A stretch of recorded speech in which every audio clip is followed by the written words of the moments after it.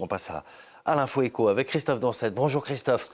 Bonjour Damien. On va continuer à parler de la COP28 ensemble, la COP28 sur le climat. Les 197 pays sont en train de terminer donc les négociations en vue d'un éventuel texte final. En tout cas, dans la dernière version, ils n'étaient pas parvenus à s'accorder sur le principe d'une sortie à terme des énergies fossiles, en raison notamment, évidemment, de l'opposition, tiens donc, des pays producteurs de pétrole. Les pays producteurs de pétrole, l'OPEP, qui se sont sentis un peu sous pression ces derniers jours, dans les derniers jours de cette COP, à tel point qu'ils ont fait fuiter une lettre du secrétaire général de l'organisation, le koweïtien Haitham Al-Gaïs, appelant à rejeter tout texte qui mentionne une sortie des énergies fossiles, une expression, selon lui, qui met en danger la prospérité des peuples des pays producteurs de pétrole. Je cite, alors dans la version finale, pour l'instant en discussion, on ne mentionne pas une sortie, mais une réduction, ce qui n'est pas tout à fait la même chose. Pour bien comprendre, il faut savoir que jusqu'à présent, les COP fixaient des objectifs non pas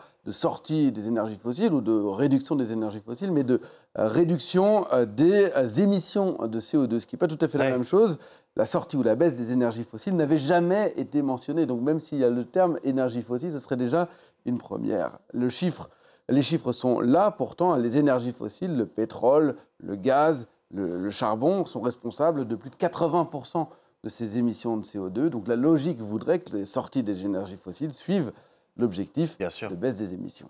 Et oui, mais le problème, c'est qu'évidemment, il y a beaucoup de pays, et notamment, bien sûr, les pays producteurs, qui dépendent presque uniquement de ces énergies fossiles, et en particulier du pétrole. Oui, ça rapporte beaucoup d'argent. L'industrie pétrolière et gazière a enregistré, tenez-vous bien, 4 000 milliards de dollars de revenus en 2022, selon l'Agence internationale de l'énergie. C'est un record grâce à leur volet des cours cette année-là. Mais c'est une somme absolument immense. C'est autant que la richesse totale de l'Allemagne. C'est une fois et demie celle de la France. Et selon les prévisions de l'OPEP, ce n'est pas prêt de s'arrêter, car la demande de pétrole va continuer d'augmenter. Elle bat déjà record sur record. L'année dernière, cette année, elle devrait passer pour la première fois le seuil des 100 millions de barils par jour, ce qui est beaucoup. D'ici 4 ans, on serait à 110 et d'ici 2045, selon l'OPEP, à 116 millions de barils par jour. Tout cela en raison du développement d'un certain nombre de pays, en particulier évidemment de l'Inde, mais aussi d'un certain nombre de pays en Afrique. Une telle demande demanderait des investissements absolument énormes, plus de 14 000 milliards de dollars d'ici 20 ans dans ces énergies fossiles, dans le pétrole, et donc pas question de renoncer à de nouvelles extractions. Un certain nombre de pays, il voyait d'ailleurs de belles nouvelles sources de revenus pour les années à venir, avec de nouveaux gisements qui pourraient être exploités dans un certain nombre de pays, l'Égypte, le Ghana, l'Angola, pour n'en citer que quelques-uns. D'accord, mais pourquoi continuer à investir dans le pétrole alors qu'on pourrait mettre davantage le paquet sur les énergies renouvelables ? Eh ben, c'est toute la question. D'ailleurs, les pays pétroliers et même les compagnies pétrolières ne nient pas ça. Et d'ailleurs, ils disent qu'ils investissent beaucoup.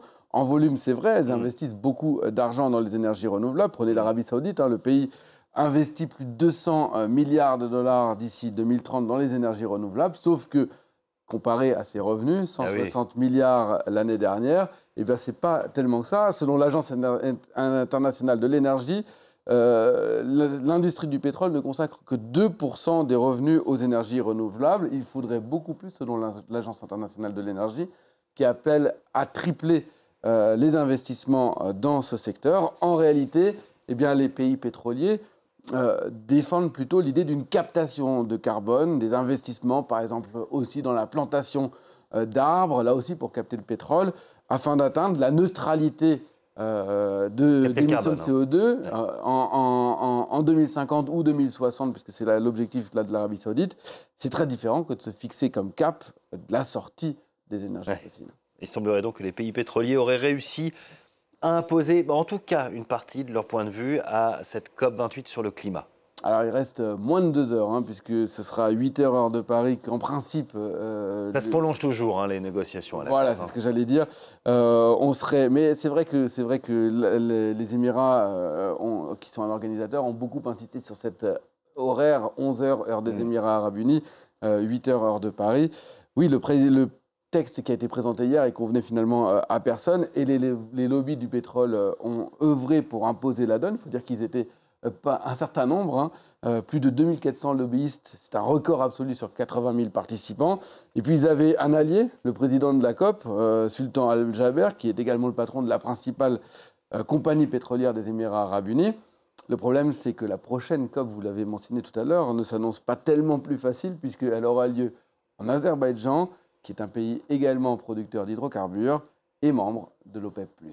Merci beaucoup Christophe Dansette pour cette info écho. On va continuer à suivre évidemment cette COP28 dans le journal de 7 heures. On retrouvera